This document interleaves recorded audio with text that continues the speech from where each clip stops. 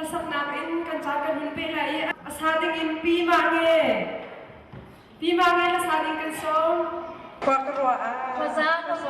Kazakroa, có bị khám lên chuột hay được không kami chama na chuang tuk. lúc năm đang tâm đi gần ngay gần gió pin này đâu miếng không xí